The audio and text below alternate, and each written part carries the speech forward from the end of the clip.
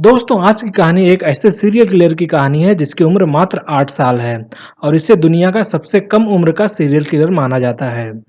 बिहार के बेगूसराय जिले में एक गांव है जिसका नाम है मुशहरी। इस गांव में एक बेहद गरीब परिवार रहता था। उस परिवार में पति, पत्नी, एक दूध पीती बच्ची और एक 7 साल का बेटा रहता था। परिवार के मुखिया दिहाड़ी करके अपने परिवार का भरण पोषण करते थे और उसी परिवार के बगल में उनके छोटे भाई का भी परिवार रहता था। वर्ष 2006 में उस परिवार में एक अजीब घटना हुई। उस परिवार के छोटे भाई की एक 6 साल की बेटी अचानक गायब हो गई। परंतु इस घटना की सूचना उन्होंने पुलिस को नहीं दी और पूरे गांव में ये बात फैल गई क्योंकि गांव के सभी बच्चे आपस में मिलकर खेलते हैं। अतः उस बच्ची का गायब होना किसी से छुप नहीं सका। और गांव में अक्सर ऐसा होता है कि पूरा गांव एक दूसरे को जानता है। केवल बड़े शहरों में ही लोग अपने पड़ोसी तक को नहीं जानते। कुछ महीनों के बाद उस परिवार की 6 महीने की दूध पीती बच्ची भी अचानक गायब हो गई। इसकी सूचना भी उन लोगों ने पुलिस को नहीं दी। लेकिन ये खबर भी गांव के लोगों के बीच फैल गई। गांव के लोगों को समझ में नहीं आ रहा था कि आखिर बच्चे गायब कैसे हो रहे हैं। इस घटना के 3 महीने के बाद साल 2007 में उस गांव से 6 महीने की एक और बच्ची गायब हो जाती है। पर यह बच्ची उस परिवार की नहीं थी जिस परिवार के पहले 2 बच्चे गायब हुए थे, बल्कि यह बच्ची दूसरे परिवार की थी। तो हुआ यह कि जहां यह परिवार रहा करता था, उनके पड़ोस में ही चुनचुन देवी नाम की एक महिला रहा करती थी।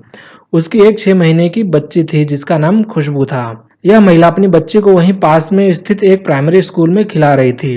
अचानक से उसे घर का एक काम याद आ गया और वह अपनी बेटी खुशबू को उसी स्कूल में सुलाकर चली गई। थोड़ी देर बाद जब वह वापस स्कूल में लौटी तो देखा खुशबू गायब थी। चुनचुन देवी पूरे गांव में चारों तरफ अपनी बेटी को ढूंढने लगी। तमाम रिश्तेदारों और गांव वालों से पूछती है परंतु खुशबू का कहीं पता नहीं चलता। आखिर में थक हारकर वह भगवानपुर पुलिस स्टेशन में पहुंचती है जिसके अंडर यह मुशहरी गांव आता है और वहां जाकर खुशबू की मिसिंग रिपोर्ट लिखवा देती है। इसके बाद गांव में पुलिस आती है और वह भी खुशबू को इधर उधर ढूंढती है और लोगों से पूछताछ करती है, मगर खुशबू का कुछ पता नहीं चलता। परंतु इस पूछताछ से यह पता चलता है कि इस गांव से पहले भी 2 बच्चे गायब हो चुके हैं और वो दोनों बच्चे एक ही परिवार के थे। अतः पुलिस अब उस परिवार के पास पहुंचती है और खुशबू के बारे में पूछताछ शुरू करती है। थोड़ी देर के पूछताछ के बाद वो परिवार अपने 8 साल के बेटे अमरजीत सदा को बुलाते हैं और कहते हैं कि अगर खुशबू के बारे में कोई कुछ बता सकता है तो वो यही है। पुलिस को थोड़ा अजीब लगता है कि आखिर 8 साल के बच्चे को कैसे सब कुछ पता हो सकता है, मगर फिर भी पुलिस सोचती है कि चलो हो सकता है इसके जरिए कोई सुराग मिल ही जाए। फिर पुलिस उस 8 साल के बच्चे अमरजीत से पूछती है कि बेटे क्या तुम्हें पता है कि खुशबू कहाँ है? पुलिस वाले का यह सवाल सुनकर अमरजीत हंसने लगा और वो बोला कि हाँ, मुझे पता है कि खुशबू कहाँ है। तो पुलिस ने पूछा कि अच्छा तो फिर बताओ खुशबू कहाँ है? तो यह सुनकर वह फिर हंसने लगा। सभी पुलिस वालों को देखकर वह बस हंसे जा रहा था। पुलिस वालों को लगा कि शायद वो अपना टाइम वेस्ट कर रहे हैं इस बच्चे के ऊपर। इस बीच अमरजीत बोल पड़ा कि अगर मुझे आप बिस्कुट दोगे तो मैं सब कुछ बताऊंगा। अमरजीत की बात सुनकर पास ही के एक दुकान से पुलिस वालों ने बिस्किट का एक पैकेट मंगाया।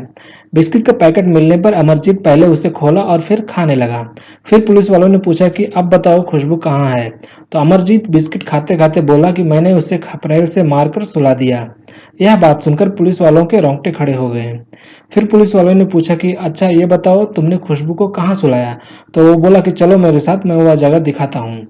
इसके बाद अमरजीत पुलिस वालों को उस प्राइमरी स्कूल से थोड़ी दूर एक सुनसान जगह पर ले गया और वहां पहुंचकर एक झाड़ी की तरफ इशारा करते हुए बोला कि मैंने उसे यहीं सुलाया है। पुलिस उस झाड़ी के पास गई तो वहां एक छोटा सा गड्ढा था जो कि घास फूस और पत्तों से ढका हुआ था। और जब पुलिस ने घास वगैरह हटाई तो वो चौंक गए क्योंकि वहां सचमुच खुशबू की लाश पत्तों से ढकी हुई थी। एक 8 साल का बच्चा जो बोलता कम और हंसता ज्यादा है, उससे सिर्फ इसलिए पूछताछ की गई थी कि ताकि कोई सुराग मिल सके। लेकिन आखिर में वही कातिल निकलेगा यह जानकर पुलिस वाले भी दंग रह गए और ऐसा उन्होंने दूर दूर तक नहीं सोचा था। इसके बाद पुलिस ने खुशबू का मर्डर करने के जुर्म में अमरजीत को अरेस्ट किया और उसे अपने साथ पुलिस स्टेशन ले गए। मगर अमरजीत अभी भी पुलिस वालों को देखकर बस हंसे जा रहा था। शायद उसे कुछ पता ही नहीं था कि ये पुलिस क्या है, पुलिस स्टेशन क्या है और कानून क्या है। पुलिस स्टेशन में जाने के बाद पुलिस ने अमरजीत से पूछा कि तुमने खुशबू का मर्डर कैसे किया? तो वो बोला कि पहले वो खुशबू को प्राइमरी स्कूल से उठाकर गांव के बाहर एक सुनसान खेत में ले गया, फिर खुशबू का गला दबाया और वहीं खेत में पड़े एक ईंट से उसे मारा। उसके बाद वो खुशबू को उस गड्ढे में छुपाकर वहां पर पत्तों से ढक दिया और वहां से भाग गया। अमरजीत की बात सुनने के बाद पुलिस को वो उन 2 बच्चों की भी याद आई जो खुशबू से पहले उस गांव से गायब हुए थे और जो अमरजीत के परिवार के ही थे। फिर पुलिस वालों को लगा कि कहीं 2 और बच्चों के गायब होने में अमरजीत का ही हाथ तो नहीं है। इसलिए पुलिस ने पूछा कि अच्छा ये बताओ कि तुमने ऐसे किस किस को मारकर सुलाया है? यह सवाल सुनकर अमरजीत ने फिर से बिस्किट की मांग की और कहा कि और बिस्किट दोगे तो बताऊंगा। पुलिस वालों ने एक बिस्किट का पैकेट और मंगाया और उसे दिया। उसके बाद अमरजीत ने दो नाम और लिए जिनका उसने मर्डर किया था, एक अपनी बहन का और दूसरा अपनी चचेरी बहन का। ये बात सुनकर पुलिस वालों के होश उड़ गए, क्योंकि उनके सामने 8 साल का एक सीरियल किलर बैठा था जिसने 3 मर्डर किए थे, जिसमें से 2 मर्डर उसने अपने परिवार के बच्चों का ही किया था। उसके बाद पुलिस वालों ने उसके चाचा तथा उसके माता पिता को पुलिस स्टेशन में बुलाया और उनसे इस बारे में पूछताछ शुरू की। तो उन्होंने पूरी कहानी सुनाई और कहा कि हाँ, 9 महीने पहले 2006 में इसने पहला कत्ल अपनी चचेरी बहन का किया था और उसने उसे भी ठीक खुशबू की तरह गला घोटकर और पत्थर से मारकर किया था। उस वक्त अमरजीत की उम्र मात्र 7 साल की थी। उन्हें यह पता भी चल गया था कि यह मर्डर अमरजीत ने किया है, क्योंकि जब उन्होंने अमरजीत से पूछा तो उसने बिना कुछ छुपाए सब कुछ सच सच बता दिया।